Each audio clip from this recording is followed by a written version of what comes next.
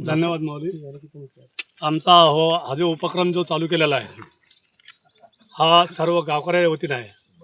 यामध्ये महाराज मंडळी हरिभक्तपरायण शंकर महाराज वानखेडे आहेत, हरिभक्तपरायण पुंडलिक महाराज नागरे आहेत, हरिभक्तपरायण सुभाष महाराज साखरे आहेत, हरिभक्तपरायण गंगाधर महाराज गांधीला आहेत, हरिभक्तपरायण संतोष महाराज शिंदे आहेत आणि गावातली आमची गजानन महाराज सेवा समिती आहे, त्याचे अध्यक्ष श्री सुनील भाऊ वानखेडे आहेत, उपाध्यक्ष डॉक्टर नामदेवराव वानखेडे आहेत। या सर्वांच्या सहकार्यामुळे हा पायी पालखी सोहळा गेल्या 11 वर्षापासून चालू आहे।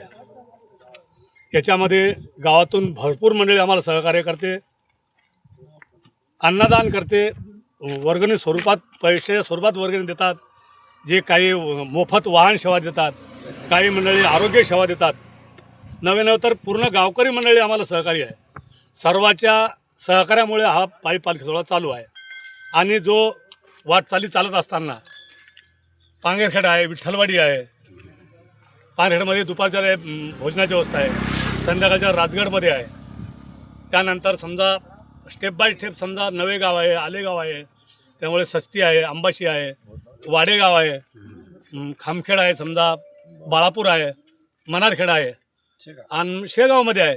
शेगावमध्ये बी जे आपली विदर्भाची पंढरी म्हणून शेगाव संस्थान आहे, ते संस्थान आम्हाला आमचं एक वैभव पाहून का आमच्या गावाचं त्याचं नाव म्हणून तिथली प्रॉपर मंडळी आम्हाला भरपूर सहकार्य करतात। त्यामुळे हा दरवर्षी जो सोहळा वाढत चाललेला आहे आणि हा जो उपक्रम चालू केला त्याच्यात विशेष म्हणजे नवीन वर्षाच्या मुहूर्तावर आम्ही चालू केलेला आहे। एकच वर्ष मागच्या वर्षी थोडं लेट झालं, त्याला एक आम्हीच कारणीभूत, आम्हीच उशिरा पोहोचलो संस्थांकडे म्हणून आम्हाला तारीख उशिरा भेटली। यावेळेस आम्ही डिसेंबरच्या सुरुवातीला गेल्यामुळं आम्हाला जानेवारी 2 तारीख मिळाली काढण्यासाठी।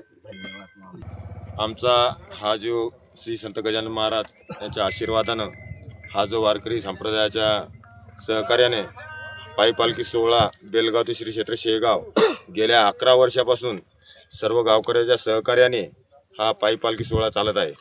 यामध्ये सर्व आमच्या वारकऱ्याचं सर्वांचं फार मोठं मोलाचं योगदान आहे आणि विशेष म्हणजे आमचे सर्व भजनी मंडळी असतील, सर्व गावकरी असतील, यांनी सर्वांचं विशेष सहकार्य असल्यामुळं हा गेल्या 11 वर्षापासूनचा पायी पालखी सोहळा या इथे चालत राहत आहे।